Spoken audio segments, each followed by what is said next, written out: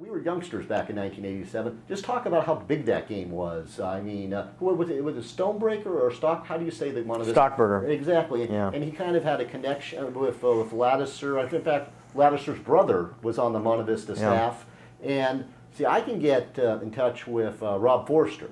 And see, I disagree. I mean, the final score was 14-13. Yeah, okay. It should have been 15-14. And I mean, Terry Edson. See, I've talked to him about this game. But he has selective memory. Like off the camera, he remembers the name of the ref that was out of position. See, but so we'll track all this down. But who can you get me in touch with Monte Vista? Well, I can get you in touch with the pivotal player in that moment, which was Steve Abrams. Was he the guy that met Forster at the goal line? He's the one that met and knocked him out of bounds before he got over the goal line. Exactly. So I'm thinking I'd be happy to reconnect those guys. Yeah. Maybe we can even have like a barbecue or something. Or well, I would say maybe we can pat them up and get them out on the field, and we can reenact the play. I like the way you think. I don't know how Forrester is, but Steve has stayed in pretty good shape. Right. So okay. No, let's do this. So we'd have to get an insurance policy put out on both of them. But right. Yeah. Yeah. You do a lot of investments here, and I don't know if I would invest in that policy. That's a recipe for disaster. Yeah, that's sort of like a losing policy, maybe. Yeah. Okay. Something is bound to go wrong with that scenario. Right. But I think it would be fun for you to have a video interview of both of them together, and whether they're in the same room or they do it separately.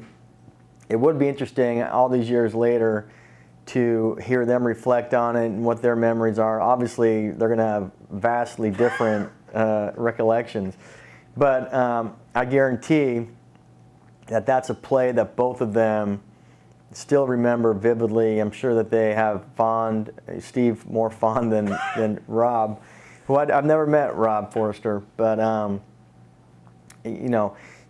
at that period of time when you're in high school, whether it's a good memory or a bad memory, those things stick with you. Yeah. So it's unfortunate for Rob, for any kid that has to be on the losing end of it. I guess I'm getting older, so now I look at kids that fail. It's easy to look at the winning team and celebrate them, but I think how sad it is for the kid that strikes out, misses the free throw with no time on the clock, all those things that people forget about, except for the family and the kid, obviously, that goes through the agony of it. And just like the winning and the celebration and the good feelings never leave you, I could sit here and for all the good experiences and bad or good moments, I could tell you just as many vividly, haunting bad sports moments, and any athlete could do that. So, but going back to the game, I was in 7th grade, 7th or 8th, and so I was definitely there. It was a big game. I can remember going with my dad, and there was a lot of energy in Danville and Alamo, and I mean, there was energy all over the place. I mean, it was built up as this fantastic matchup. There was a lot of history between the coaches. Coach Cochran, who's passed away now, he actually coached Bob Lattiser and mentored Bob Lattiser and Tom Lattiser and Rob Stockburger. San Ramon Valley? Or? Yeah. Okay.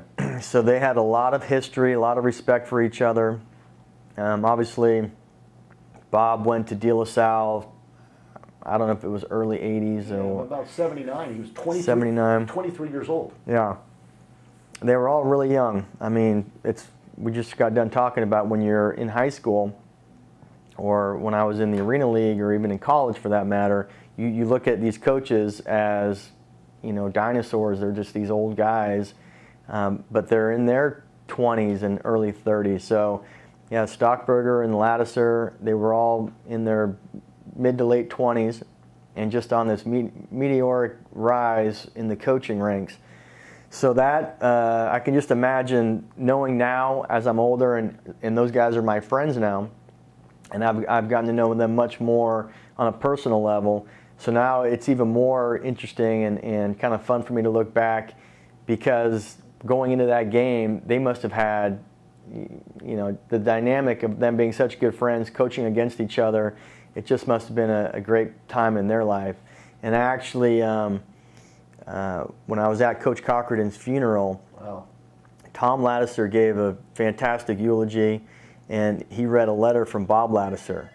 And Bob Ladouceur he conveyed how appreciative he was of George and how pivotal George was in his development as a coach.